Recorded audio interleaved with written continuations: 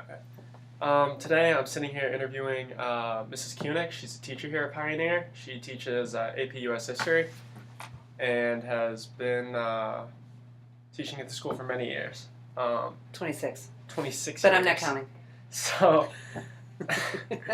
what does affirmative action mean to you as a history teacher from a historical perspective? Just give a brief description of it.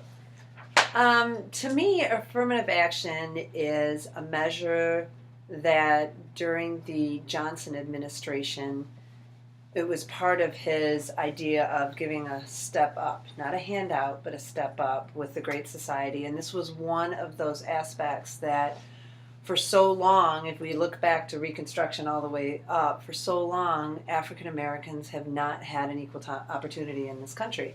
And so when Johnson took on the challenge of the Great Society and his war on poverty, this was one of his tenets that affirmative action needs to sort of right the wrong in a way to give a step up, to give a helping hand to those who have been discriminated against, quite frankly, let's use the word, and because of prejudice and all sorts of other unfortunate situations in our country. And affirmative action is here to allow those people who have been in that situation to finally have an equal playing field. And that was the goal, and I think that's what it means to me, is that everything that's happened before, affirmative action was going to try and give that step up. Okay, so do you personally believe in affirmative action or selective acceptance of applicants partially based on race? Right. Well, one of the situations that comes up with this, I mean, the U of M case with admissions and that thing, and college admissions seems to get a lot of the emotion a part of this. But even if you have contractors and they say, oh, well, we have to have, I don't know, at least 3 or 4 contractors of color that need to be part of the bidding process for a construction of City Hall or something on those lines. As long as they're getting an opportunity and a fair shake, then I do believe in it. I'm not sure how I feel about quotas, which is some people would argue is exactly what I just described, but other people would interpret it like you have to have this many, per se, African American applicants or freshmen acceptance to the University of Michigan for the next fall or whatnot. That you have to meet that. I don't know that that's the best way, and I don't know if that reaches the goal of having an equal opportunity. But I do believe in affirmative action in a lot of ways to have an equal opportunity. And I still believe that there's so many places, and education is one of them, where there's not equal opportunity. Our high schools, you go 50 miles from Ann Arbor down to Detroit, and there is not equal opportunity in the 2 public high schools that you're looking at, from Pioneer to, say, Denby or something. So in a lot of cases, I do believe in affirmative action. I think that it can be taken too far, and I believe that the people that are supposed to benefit from affirmative action don't necessarily benefit from it at that point either. So it's one of those dicey situations that we have to take, every situation carefully and think about it through. So, if there is an implementation of a quota at a university or a college, and they accept people based on that quota, would you call that a form of reverse discrimination, or is that okay? It's all in how you look at it. I believe the Supreme Court has outlawed quotas, so I know you can't necessarily do it as such. However, do I believe that it's really important for a university to have a diverse population of people so their students are educated not in a very narrow provincial way and prepare their students for a world that is international and global? Yeah, you got to have people. That's got to be part of your acceptance policies, because you got to have people who are, how should I say, of different backgrounds, different races and ethnicities, because that's what our world's all about. And you're not preparing your college students if you don't have a very diverse population of students. In regards to Michigan affirmative action specifically, it was outlawed in 2004 by... Is it 2004? I believe it's 2004. Okay. 2003? We can cut that. That's okay. That's okay. We can cut that. Well, It takes a while for the cases to go through because I think it was filed in 2000 or 2001, something like that. Well, it has been outlawed here in Michigan. Mm-hmm. Do you personally agree with the decisions in the cases, Bollinger v. Grutter and Gratz v. Bollinger? Do you agree with those anti-affirmative action and? First of all, I'm blanking on the gentleman's name who brought money into this state. I believe he's African American too, from California, that led the charge to get affirmative action overturned as a policy in this state.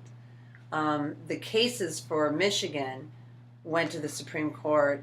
I'm not sure based on our laws or not, but the bottom line is that the quota system is always going to be under suspect, because when you have a quota system, it leaves it open to say you took these people even though they might not be qualified. Do you see what I'm saying? Yeah. So because you got to fill the quota. Right. And so I think that opens up for the people that could benefit from affirmative action further scrutiny than necessary.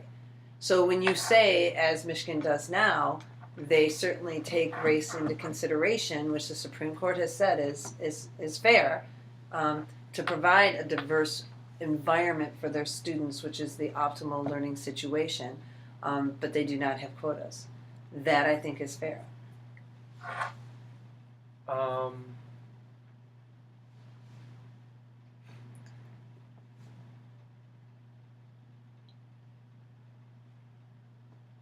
So do you believe that there is a way for schools to racially balance their students without being discriminatory in the application process? Or is it inherently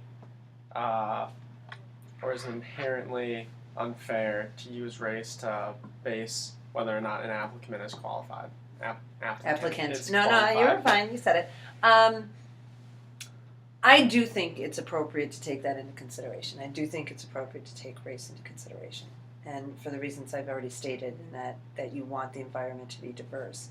And it's interesting because most of my AP classes are not super diverse.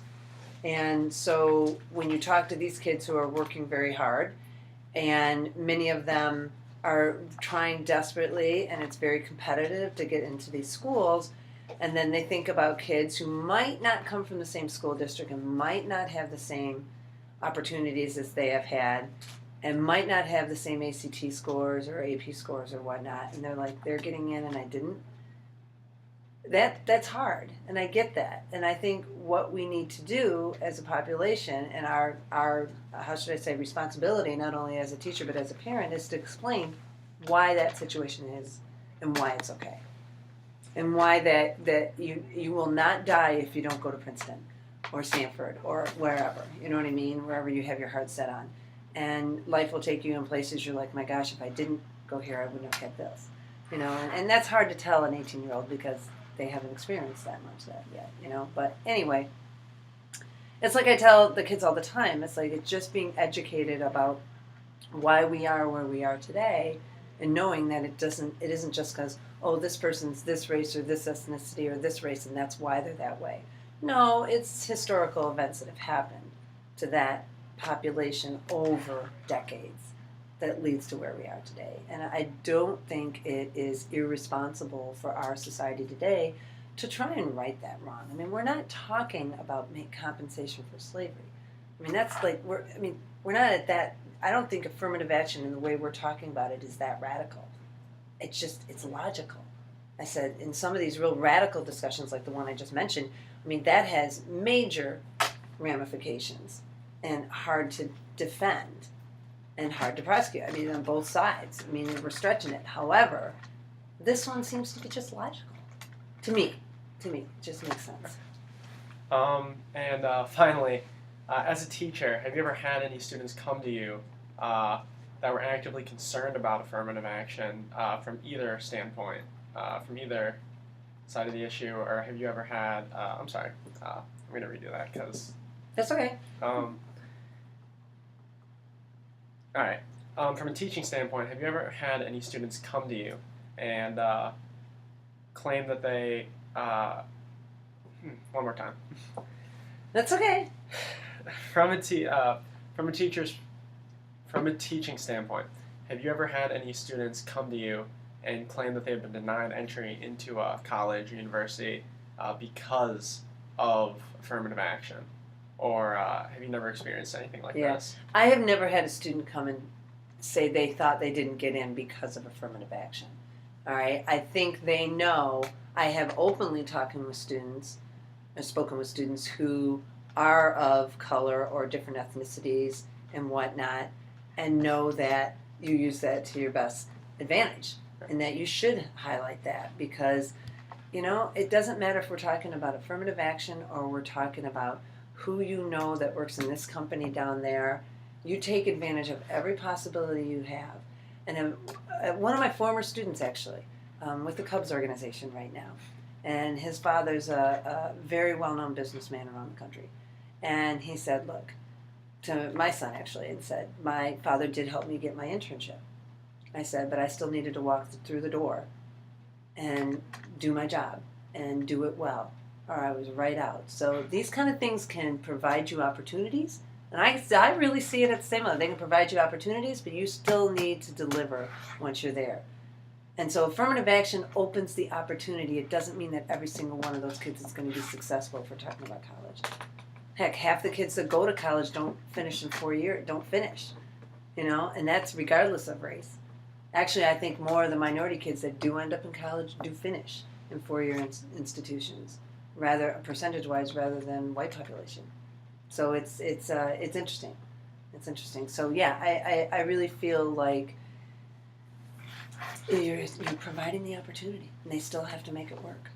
You're not giving them anything. You're providing an opportunity, and that's what they have been denied for so long. Excellent. I think that is all the questions I have for you. Cool. Thank you so much. You're welcome.